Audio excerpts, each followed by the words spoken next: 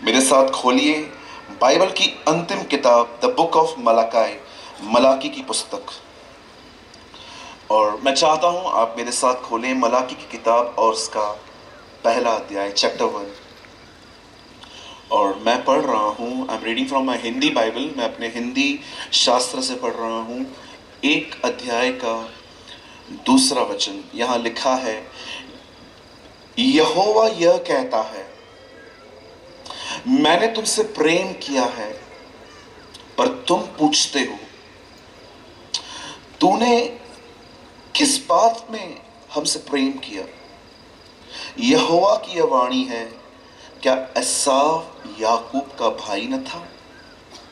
तो भी मैंने याकूब से प्रेम किया, परंतु एसाव को अप्रिय जानकर उसके पहाड़ों को उजाड़ डाला और उसकी प्रत्येक भूमि को जंगल के गीदड़ों को स्थान बना दिया। आइए, मैं चाहता हूं आप सब सामने देखें।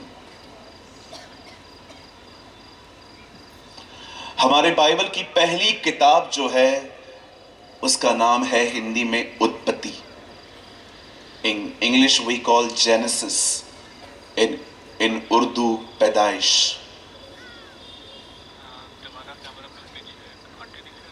और हमारे बाइबल के पुराने नियम की अंतिम किताब है मलाकी। परमेश्वर इस किताब के अंदर इज़राइल से एक बात कहता है। मैं आपको बताना चाहता हूं कि परमेश्वर की इस किताब के अंदर उसकी इनर कंडीशन क्या थी। परमेश्वर इन लोगों से फेडअप हो चुका था। परमेश्वर इन लोगों पर गिव अप करने के ऊपर था।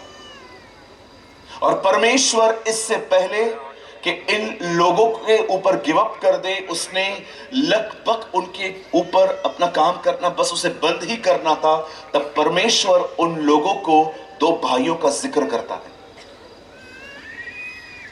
यह बहुत महत्वपूर्ण है। परमेश्वर उन्हें कहता है, हे इज़राइल, मैंने तुमसे प्रेम किया पर तुम पूछते हो मैंने किस बात पे तुमसे प्रेम किया। क्या मैंने याकूब को प्रेम और एसाव को अप्रिय नहीं जाना? क्यों परमेश्वर इन इन लोगों को दो भाइयों का जिक्र करता है लगभग गिव अप करने से पहले? आप पूरी बाइबल पढ़ लीजिए, आपको पता चलेगा कि परमेश्वर पूरे पुराने नियम के अंदर इन लोगों को समझाता रहा कि अपने पापों से मन फिराओ, अपने गुनाहों से मन फिराओ, अपने बुरे कामों से मन फिराओ, लेकिन अंत तक उन्होंने उसकी बात नहीं सुनी। और जब परमेश्वर समझा समझा के इन्हें थक गया, जब परमेश्वर फेडअप हो गया इन लोगों से, तब परमेश्वर अपनी वाचाओं के प्रति अंतिम बात उन्हें कहता है कि देखो, मैंने याकूब से प्रेम किया था परंतु एसाव को मैंने अप्रिय जाना था। क्यों परमेश्वर इन लोगों को दो भाइयों का जिक्र करता है? कभी सोचा आपने? मैं तीसरी बार यह बात आप लोगों को कहता हूं। कल मैंने शाम को भी कही थी, मैंने आज सुबह में भी कही थी, मैं आज की शाम फिर से कहता हूं, बाइबल को पढ़ने के बाद उसके बारे में सोचना सीखिए। जो कुछ आप पढ़ रहे हैं उसके बारे में सोचना सीखिए। इसे मनन करना बोलते हैं। हमारे भजन सहायता की शुरुआत होती है, क्या ही धन्य है वह मनुष्य जो दुष्टों की युक्ति पर नहीं चलता, न पापियों के मार्ग में रहता है, न ठट्ठा करने वाली मंडलियों में रहता है, परंतु वह तो यहोवा की व्यवस्था को दिन और रात मनन करता है, इस कारण वह पुरुष आशीषित रहेगा। Learn to think. हम कई बार पढ़ लेते हैं लेकिन हम उसके बारे में विचार नहीं करते। एक दिन मैं इस किताब को पढ़ रहा था, मलाकी को। ये बाइबल की लगभग लास्ट बुक है। इसके बाद आपको नया ऐदनामा मिलेगा, न्यू टेस्टामेंट मिलेगा, सी नया नियम। ये लास्ट बुक थी बाइबल की। और परमेश्वर उन लोगों के ऊपर, उन लोगों के साथ वाइंड अप करने से पहले उन्हें दो भाइयों का जिक्र करता है। कहता है, देखो मैंने एसाव को अप्रिय जाना पर मैंने याकूब से प्रेम किया। क्यों कहता है वो इसे? जब मैं ये पढ़ रहा था, तब जब मेरी नजर इस वचन पर गई, मैं आपको बताना चाहता हूं, मैं आपको इनकरेज करना चाहता हूं इस बात के लिए। मैंने इस बात को समझने के लिए कई दिन उपवास किया। मैंने कई दिन फास्टिंग की कि प्रभु, मैं जानना चाहता हूं कि आपने एसाव को किस तरह अप्रिय जाना और याकूब से आपसे किस तरह प्रेम किया, और आप क्यों इस इज़राइल को आप ये बात कहते हो। तब मुझे पवित्र आत्मा कुछ चीजों को मैंने देखा जो आज की शाम मैं आपके साथ बांटना चाहता हूं। बाइबल बताती है कि परमेश्वर ने बहुत साल पहले एक व्यक्ति को अपने पीछे चलने के लिए चुना।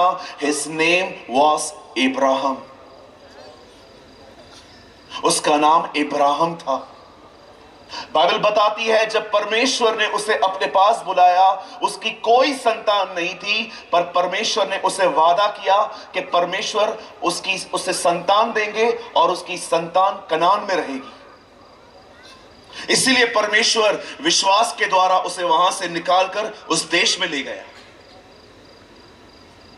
इब्राहिम 100 साल के थे जब उन्हें सारा से एक पुत्र उत्पन्न हुआ जिसका नाम उसने इसहाक रखा। मैं आपको बताना चाहता हूं, उस समय सारा की उम्र 90 साल थी। और जब सारा ने एक पुत्र को जन्म दिया जिसका नाम उसने आइजक इसहाक रखा, बाइबल बताती है जब इसहाक बड़ा हुआ तो इसहाक की शादी हुई, और इसहाक की शादी एक रिबेका नाम की गर्ल से हुई। और जब रेबेका गर्भवती होती है तो उसके पेट में 2 बच्चे आते हैं, जिसमें से एक का नाम याकूब और एक का नाम एसाव था, जो ट्विंस थे।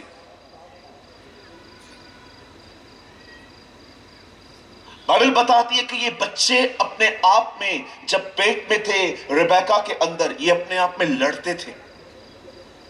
कई बार एक दूसरे को किक मारते थे, लात मारते थे, और कई बार रेबेका को इतना दर्द होता था कि वो चीखती थी कि ये बच्चे मुझे मार देंगे। मैं पहली चीज आपको बताना चाहता हूं यहां पर, मैं चाहता हूं आप सब ध्यान दें। जानते हो ये लड़ाई क्यों हो रही थी?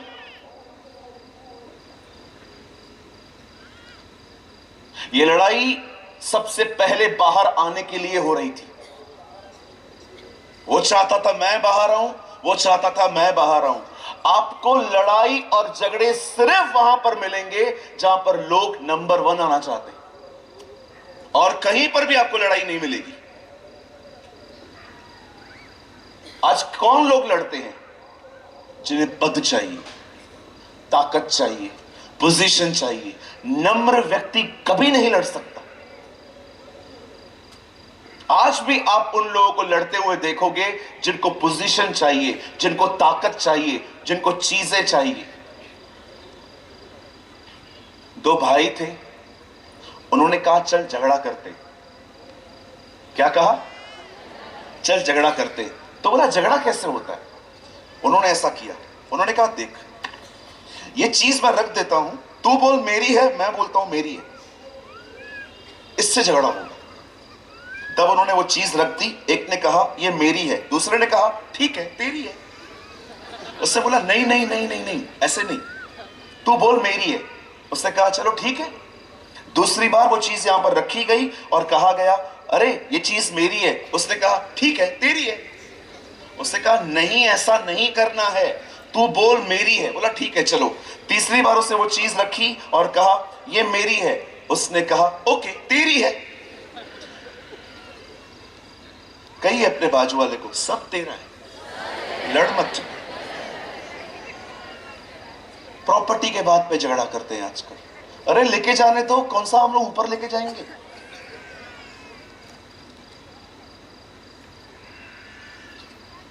प्रॉपर्टी की बात पे खत्म हो जाता है सब कुछ आजकल। कितने लोग इब्राहिम को जानते हैं? जब उसने लूत से कहा हमें अलग होना पड़ेगा, क्या कहा इब्राहिम ने उससे? अगर तू दाएं जाए तो मैं बाएं जाऊंगा, अगर तू बाएं जाए तो मैं दाएं जाऊंगा। आपको पता है मैसेज ट्रांसलेशन में क्या लिखा है? जो अच्छा लगे ले ले, जो समझ में ना आए मुझे दे दे। कितने लोग ऐसे हैं मुझे बताइए कि जब आपके घरों में बंटवारे होते हैं तो आप भाइयों को बोलते हैं तुझे क्या चाहिए ले, जो समझ में ना आए वो मुझे। अरे हम तो केस कर दें, हम तो केस कर दें सगे भाई पर, जज के सामने खड़ा कर दें, पिताजी मरते मरते इसको कुछ नहीं देके गया था लेकिन फिर भी ले बैठा है। चर्च के अंदर भी ऐसा ही होता है आजकल। मेरे को सेक्रेटरी बनाओ, मेरे को चेयरमैन बनाओ, मेरे को ये बनाओ, मेरे को वो बनाओ। आप जानते हो लीडर कौन बनना चाहिए? यहां देखिए, जानते हो लीडर कौन बनना चाहिए? Who is a true leader? कहिए मेरे पीछे, लीडर वो है जो लीडर नहीं बनना चाहता। They are the leaders. They are the true leaders.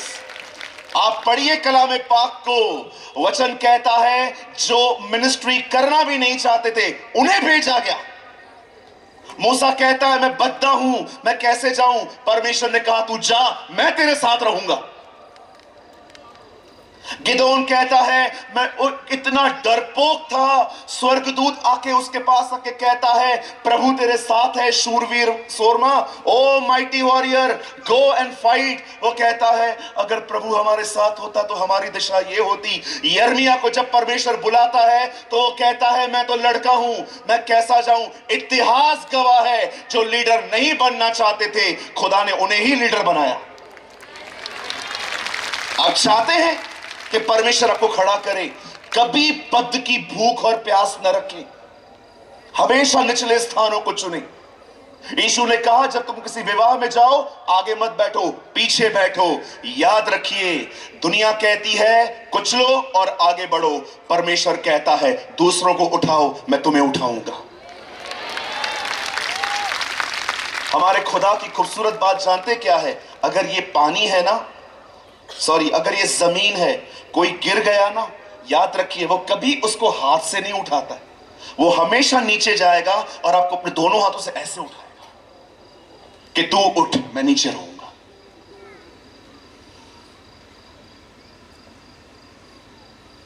घर के अंदर भी बहुत सारे लोग मुखिया बनना चाहते हैं, बहुत सारी बहनें मुखिया बनना चाहती है। मेरे से पूछा क्या, तू क्या प्राइम मिनिस्टर है?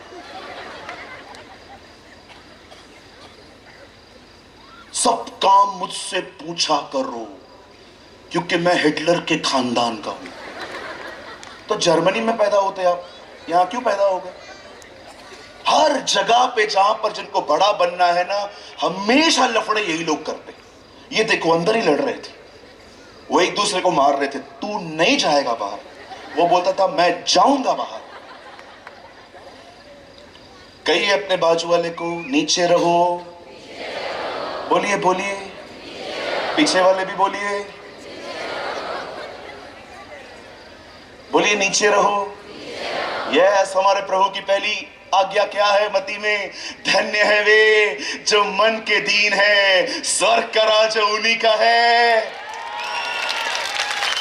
Blessed are those who poor in the spirit. धन्य है वे, मेरी उर्दू में लिखा है मुबारक है वो जो दिल के गरीब हैं, आसमान की बादशाही उनकी है। एक ट्रांसलेशन में लिखा गया है मुबारक है वो जो फकीर हैं।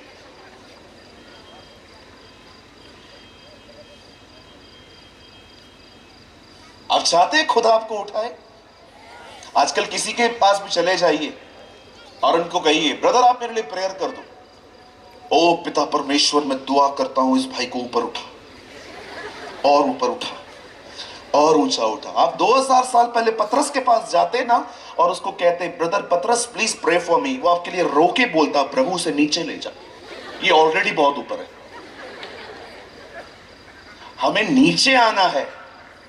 हमारे खुदा को देखो, वो महिमा छोड़ के मनुष्य बना, मनुष्य छोड़ के इंसान बना, और उसने इंसान बन के अंतिम दिन चेलों के पैर धोए। इस कारण बाइबल बताती है आज वो परमेश्वर पिता के दाहिनी ओर बैठता है।